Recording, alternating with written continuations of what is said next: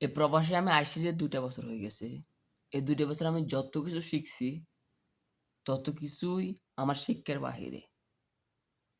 কারণ আমি হচ্ছে যে ব্যাচেলর। দেখেন আমার রুম, এটা হচ্ছে যে আমার রুম। আমি আমার রুমে ভিডিও করি। তো আমি হচ্ছে যে ব্যাচেলর। ব্যাচেলর জীবনে শান্তি বলতে কিছু নাই। ঘুম থেকে উঠি, নাস্তা করি, আবার শুই। এরপরে কাজের জন্য প্রস্তুত হই। হয়তো গোসল করি, নয়তো কাজ থেকে এসে গোসল করি।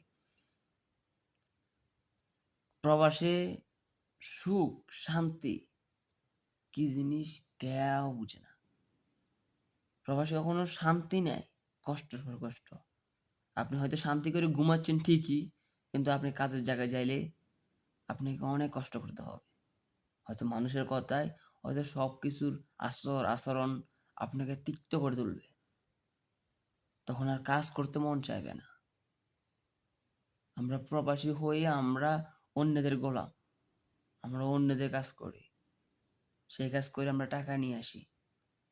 আমাদের এখানে কোনো নাই, কোনো দায়িত্ব, কোনো রেসপেক্ট বলতে কিছু নাই।